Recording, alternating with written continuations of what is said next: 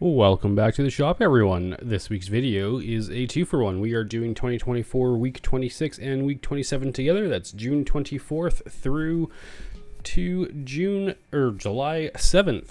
So we are starting out by getting ready to go for a drive in the car. So we're just making sure the power's on. We're doing a little bit of a tune, and then we are going to get out on the road.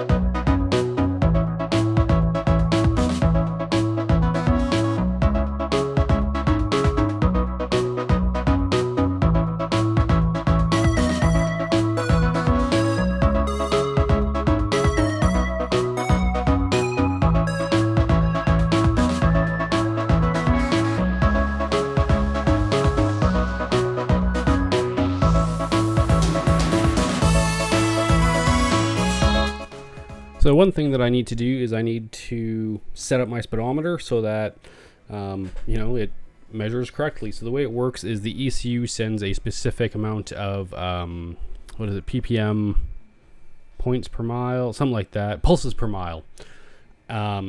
So combined with how many pulses the transmission sends, the ECU receives the pulses from the transmission. The ECU then, you specify in the ECU how many pulses out you want. The speedometer says it needs to see between X number of pulses and Y number of pulses. You set that up in the ECU.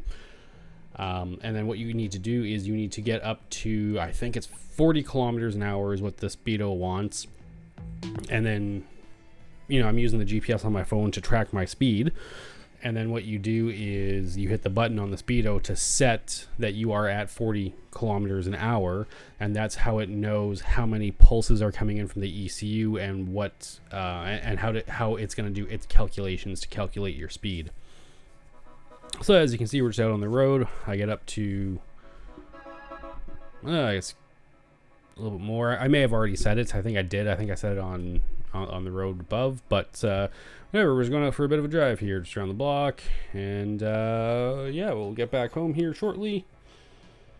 Oh, actually, no. What's going to happen is something fell off the car. So I'm driving along, and there's this big clang, clang, clang, bang, bang, bang, and I instantly turned around because I saw something laying on the road, and obviously I don't want anyone to drive over that, and it was my lower rad support. I put it on. I never bolted it on. So, yeah, that sucks. That really sucks, especially since, I went around and torqued everything. But yeah, I just, when I was putting that back on, I completely forgot about it. And it fell off going down the road. Now, luckily, it wasn't that bad. And luckily, there's a nice dude there who, when I was driving by, I heard it and then picked it up. And then, as you see, passed to me through the window. But it's a shitty feeling. It's a really shitty feeling. But anyway, so back in the shop. And what happened is I noticed that the speedo, after I'd set it, didn't seem like it was working all that right. So I just came back and reading the instructions, just kind of checking it out. So since we're here, the power steering is still leaking. So I'm just kind of checking that and seeing if I got fluid, how much fluid, all that stuff. And then you can see off screen, my laptop's on the passenger seat. So I'm checking that. I'm downloading the, data log from that drive. And one thing that I noticed when I was coming in is that I think my warning lights were coming on because I think I was low on fuel. Not only that, but when I opened the fuel cell, there was a big inrush of air. Like the tank had swelled. And it had fuel in it, so I didn't have to put more in. But what I do need to do is drop all of the water out of the radiator. So if you guys remember, I never put anything other than just water in here. And that's not really good for the engine. It's not really good for any of the well, the pump's electric, so it might not be terrible on the pump, but I'm going to put water wetter in there, as well as refill the rad, because that water smells horrid. And it doesn't hurt to have clean water. It's because it's an iron block, it's all rusty. So I'll put the water wetter in there and more water. But we gotta drain this all out first.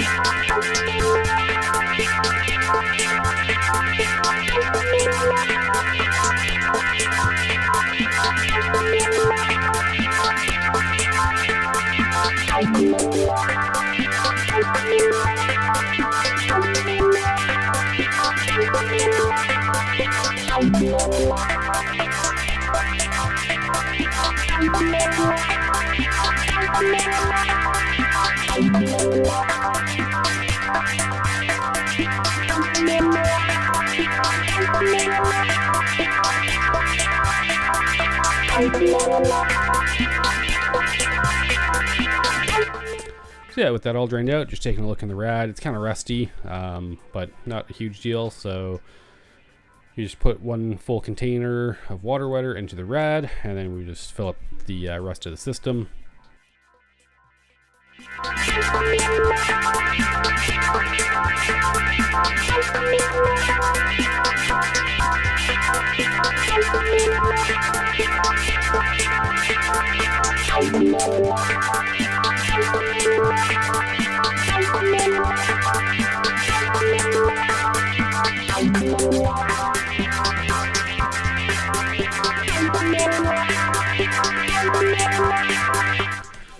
Looks like I changed my mind. I did need some gas. I may not have had any. I don't know. I don't know why I opened the hatch and didn't put any in, but now I'm putting it in. I may not have had any, so I may have had to go out and get some. But in any case, we're gonna throw some gas in the car.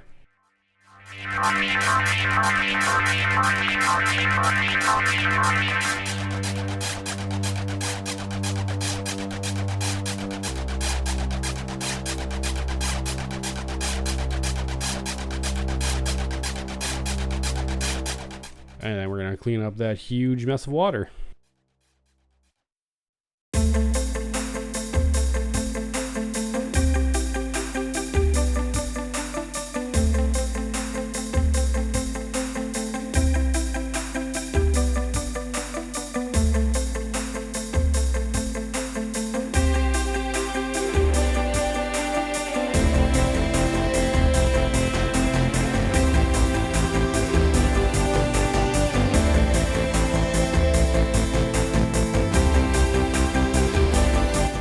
So what I'm doing here is I'm just checking on the relays and how it starts. So I'm just putting my phone in the back of the car and using that box as a prop so that I can record what the relays are doing as I'm cranking the engine, because it does take a little bit longer than I would like to start. I would like for it to just be, you know, just turn the key and it fires up right away.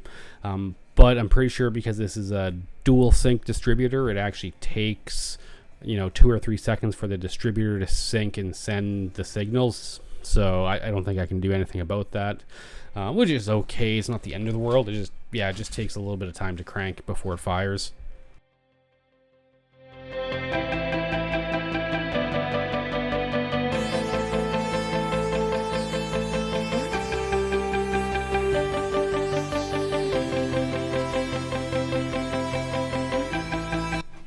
So we'll quickly move the car out, and man, is it nice that it moves under its own power. And then continue cleaning up a little bit.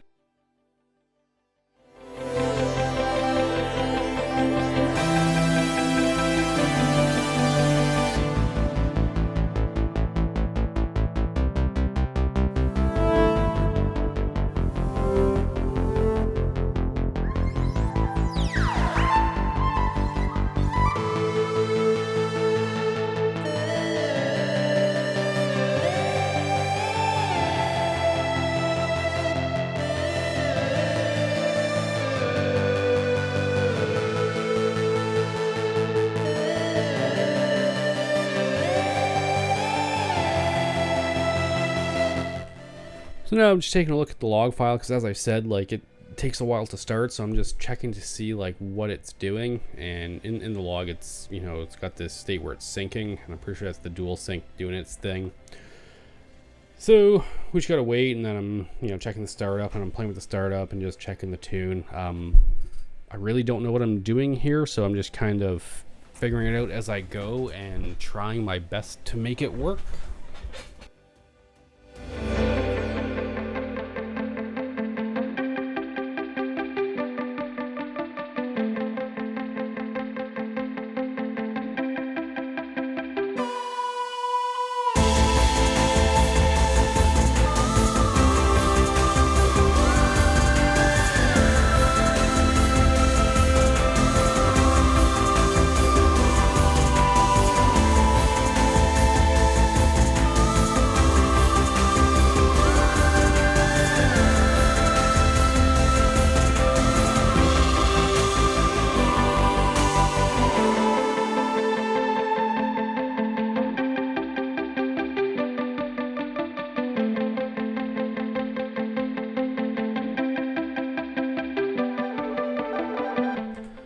All right, so a couple of times now when I've went to jump in the car, the battery's been dead, and I left the main power on because I should be able to. Like, there really should be no reason why I can't leave the main power on, other than I do have the 2 contactors, which are kind of solenoids, but those are, I think they're not that huge of a draw, but I'm just doing some checks in the car to see how much draw there is on the battery when it's just idle. And I disconnect some of the accessories, I disconnect some of the stuff. I'm gonna go through, I'm gonna check each one of the items on the fuse box to see if any of that changes, and none of it does.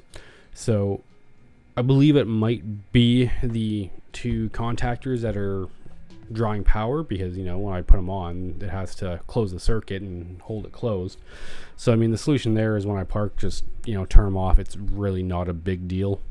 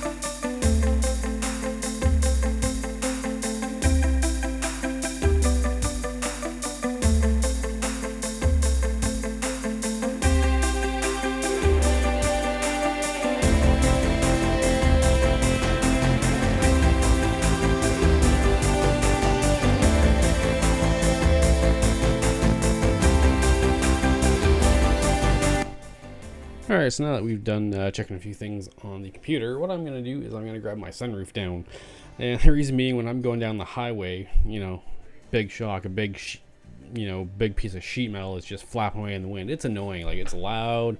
And yeah, the sun is hot beating down through there, like it's just... but the problem with the sunroof is the seal is completely shot. It was in the car for years. It was glued in at one point, so that seal is completely useless.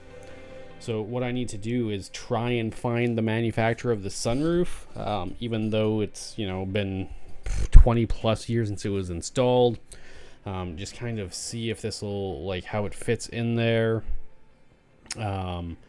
And the main thing is I take all the model numbers off of the sunroof to see if I can find who makes it, the glass manufacturer. The glass manufacturer now does boats. They don't even have anything automotive related. So, there's not a really good chance of me finding a new seal for this. So I'll have to figure something out for it.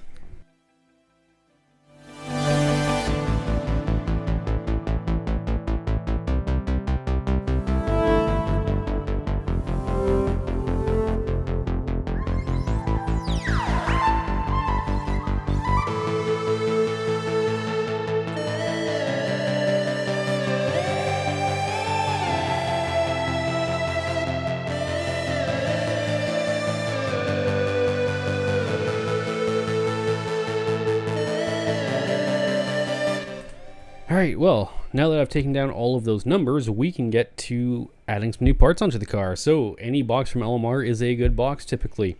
So in here we have a new hatch striker. So before the hatch couldn't close because I didn't have the striker, well, I have the striker now. So I just got to put it in, adjust it, and then the hatch will close. What I also have are new gas struts for the hatch because, I have to prop it up with that old broken axe handle there. It's because these old gas struts just, they serve their purpose. They live the good life and they're done. So putting in new gas struts, and so just putting them on the way I took them off. Seems pretty simple. But the clips on there are kind of a pain in the ass, but whatever, it's fine. We get it going.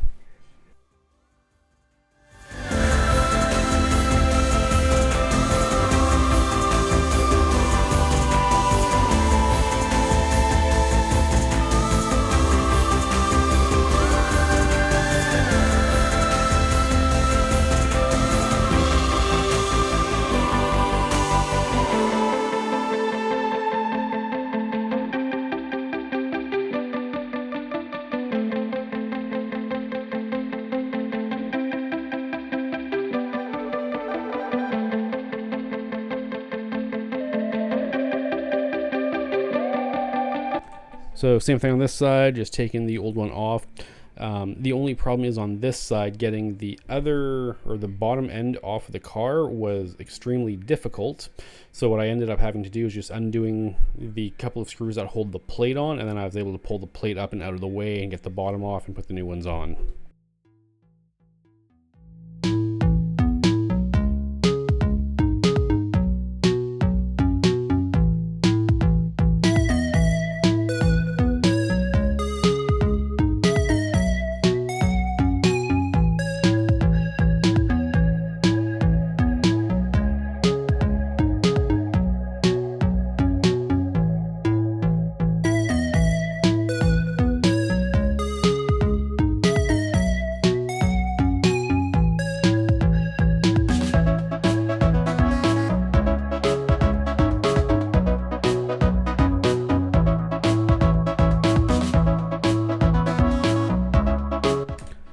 Alright, now that we got the hatch ones installed, we can install some new hood struts. So originally I was toying around with the idea of putting the original hood prop rod back on the car, but then I saw a few examples out there of the hood struts. I really like the hood struts. You just unlatch it, open it, it opens and holds itself. Perfect. I love it.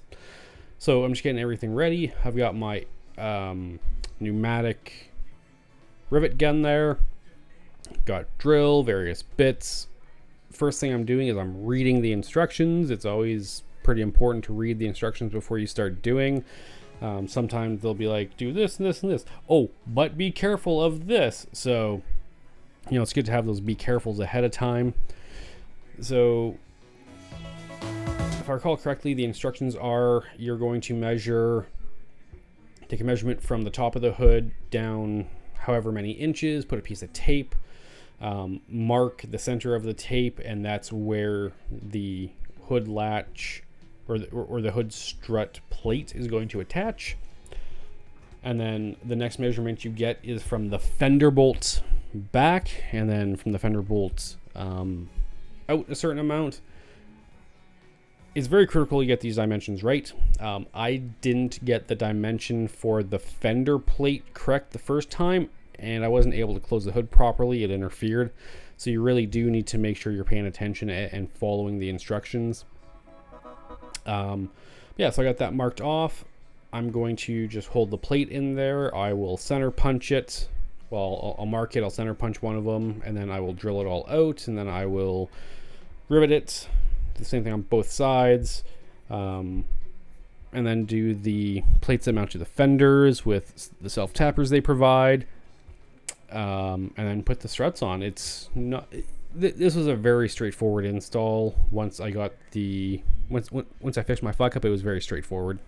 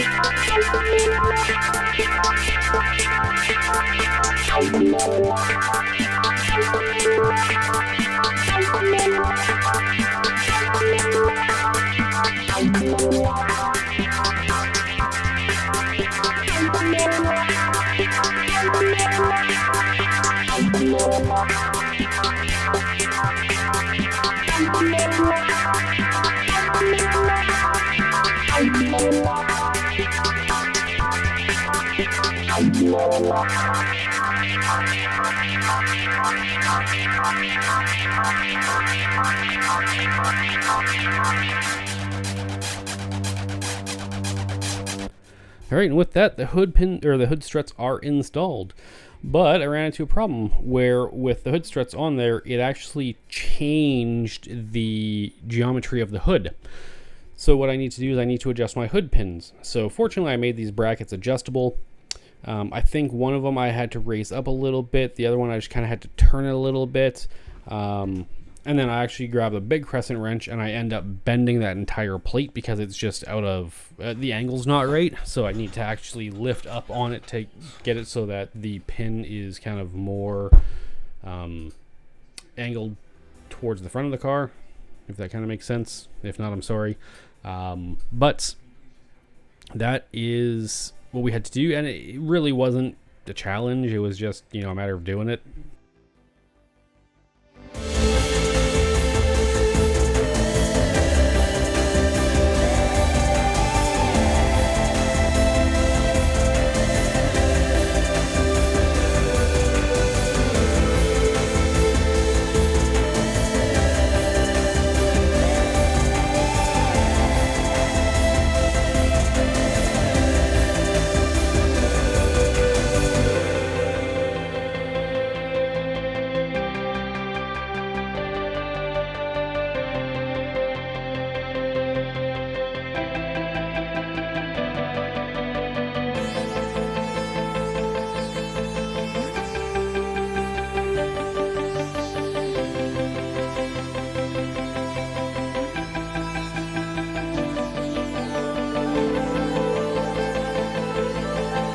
And what I'm doing now is I am just adjusting the striker so that the hood or that the hatch will actually close.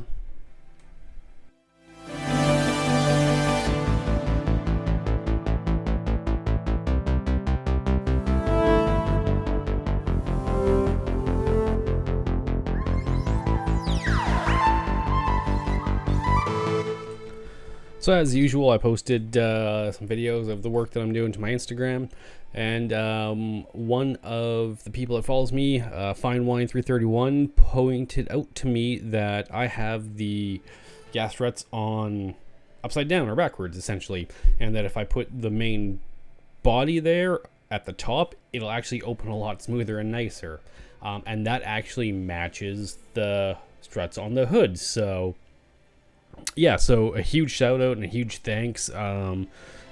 having social media is a nice platform because you can get information from others. Most of the time, the info that I've gotten has been really good. I'm sure there is info out there that's not so good, but yeah, huge thanks.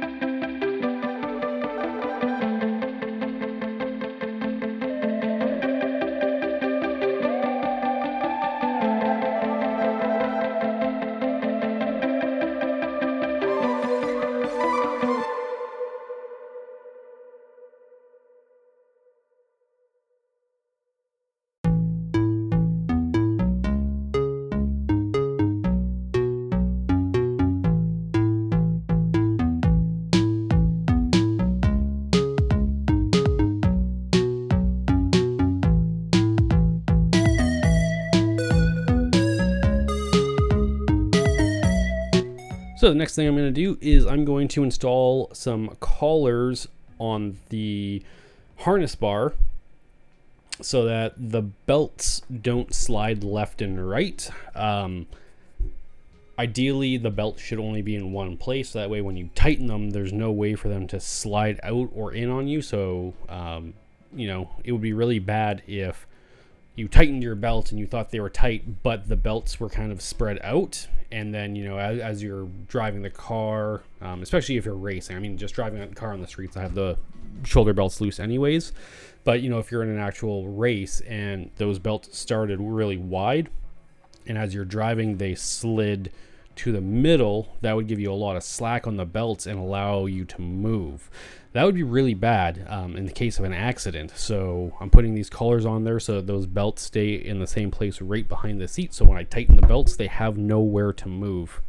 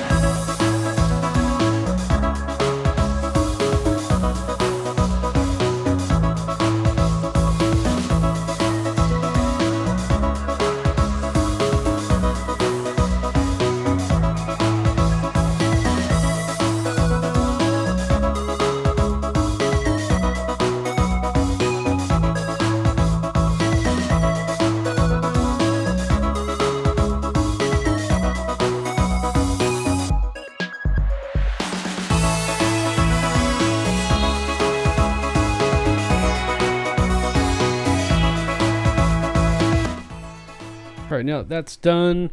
I was gonna fire up the car, but the battery is in fact dead. So gotta get the charger, put it on the car, do all that good fun stuff.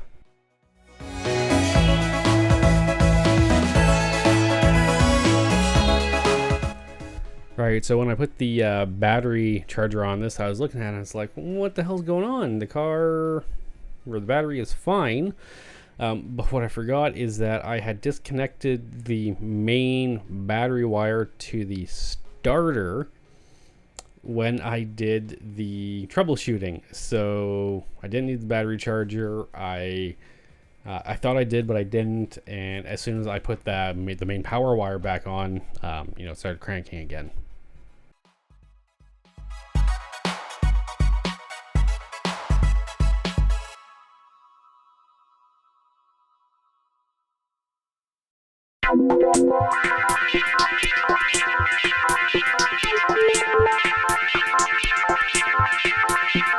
So I think at this point in time, I'm just running the engine, checking how it's running, making sure that nothing's out of spec. And now I'm just taking my infrared gun and just checking to make sure all of the headers have similar heat. The reason being, when I dropped the tranny, there was all that water, so I just want to make sure that I don't have a dead cylinder or anything like that. And if all of the exhaust pipes have a similar heat, there's a good chance that the engine is running properly and I don't have any dead cylinders.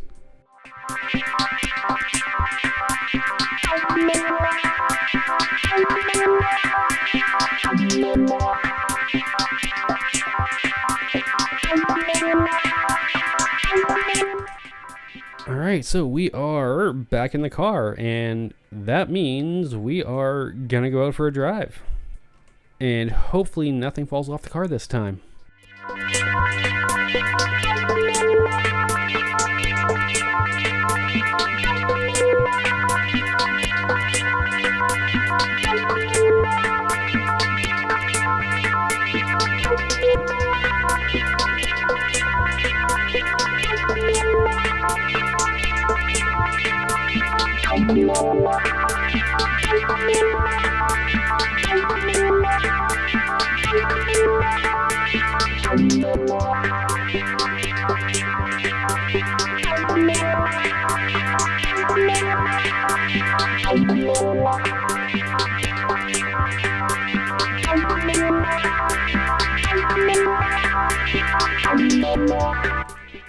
Yeah, so this is just a little bit of a longer drive around the neighborhood, make sure nothing falls off of it, make sure the car doesn't light on fire, and just kind of just drive it, just get some seat time.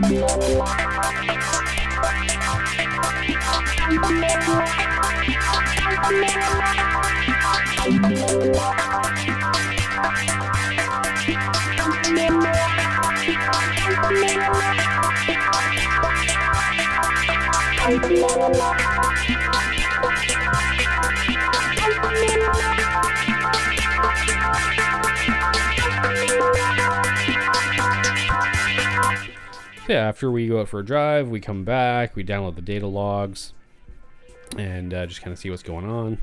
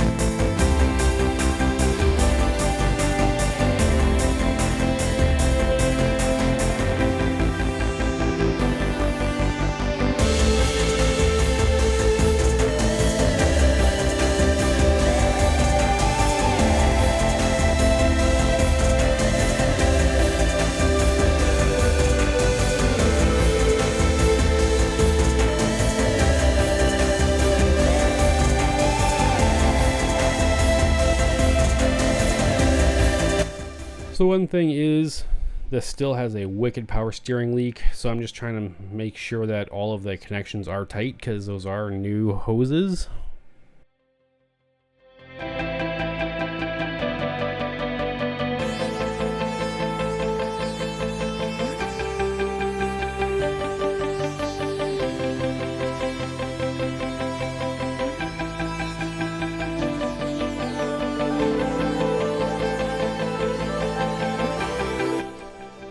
And it's time to put a passenger seatbelt in this. So you already saw me do this on the driver's side, so there's nothing different. Just pull it out of the bag, attach it to the bar, fold it all over, drill into the subframe connector for the anti-submarine belts.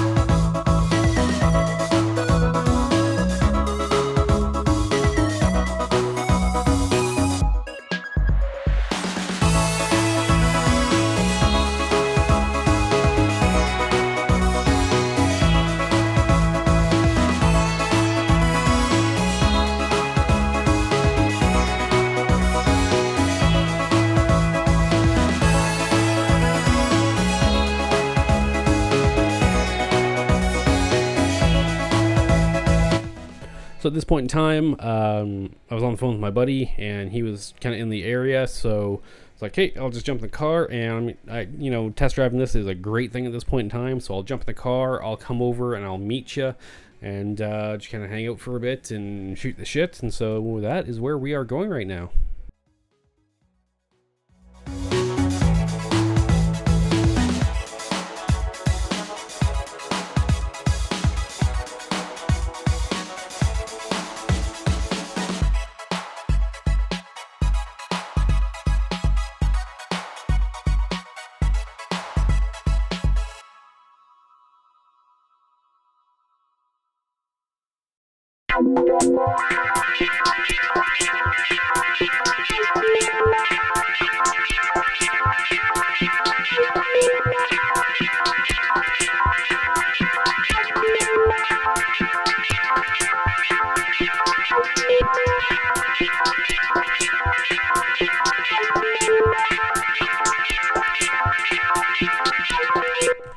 Yeah, now it's time to leave and go back home and continue working on that passenger seat.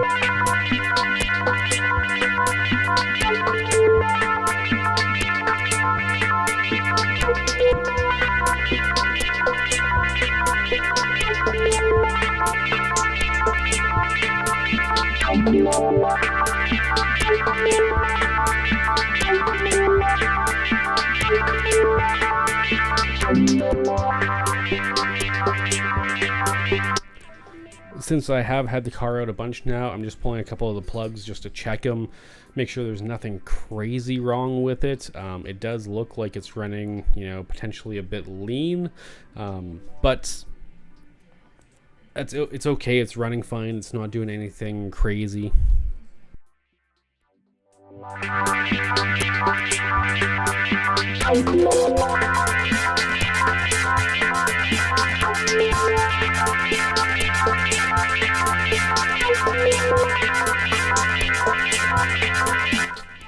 Okay, let's get back to installing a passenger seat. So I'm just taking the seat cover, throwing that on the hood, and I'm going to assemble this on the hood. This is really not the best choice, but it's kind of the flattest thing that I have right now. I think the bench is messy and full of crap, so it is what it is. We'll make it work. It kind of sucks, but whatever. We'll survive. So this is more or less the same process as when I did the driver's seat. I'm going to put the seat adapter that I built onto the bottom of it. And then what I'm going to do is I'm just going to check on the driver's side seat just to figure out where the, or which orientation the rails go, and kind of go from there.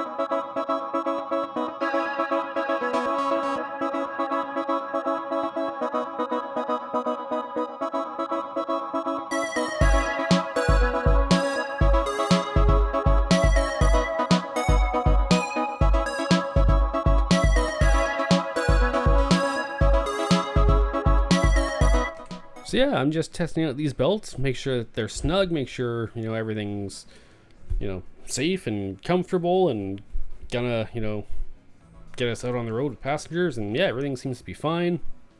I do kind of like the idea of having the belts just all kind of buckled up there. They're not going to rattle around and shake around.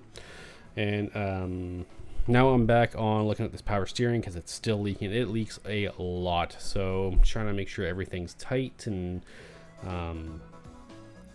it is. Yeah, I'm not quite too sure what I'm going to do.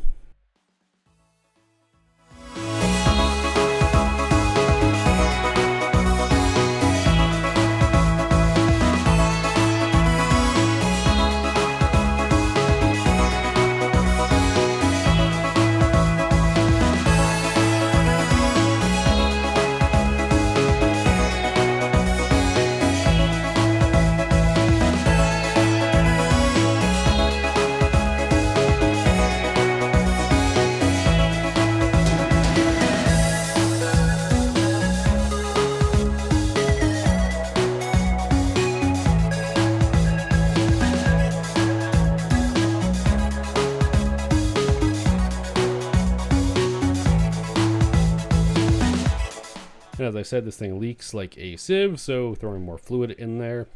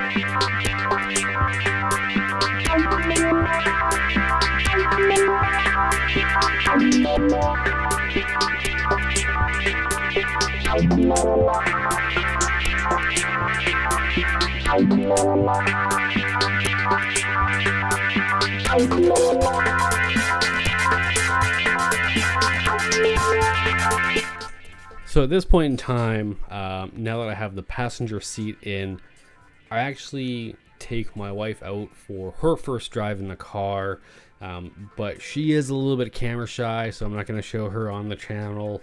But yeah, so I believe her exact words were, "It's loud," and yeah, she's not wrong. It is very loud, but it was a good drive. Nothing happened. We just went out, had a nice little cruise around the neighborhood, and came back home.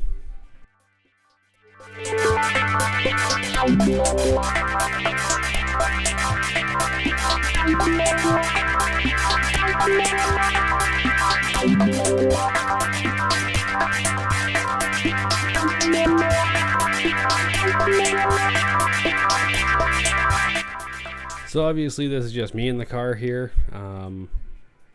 but I did take the wife out for a ride, and now it's just me back in the car going out for drives and making sure everything's working and checking the tune and not really knowing what I'm doing, but playing like I do.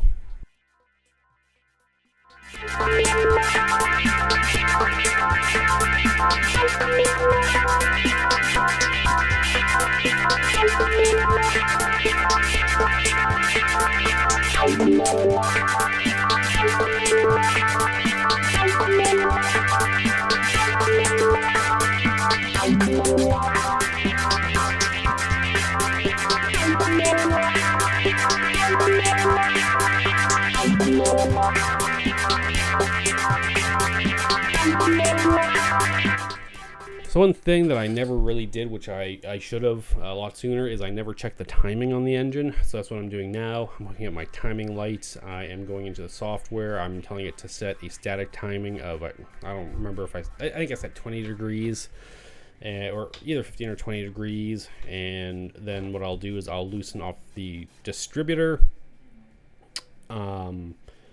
And then with the engine running, check the timing, and I'll adjust the distributor until I have the exact correct timing that I am expecting. And yeah, that's all we're gonna do.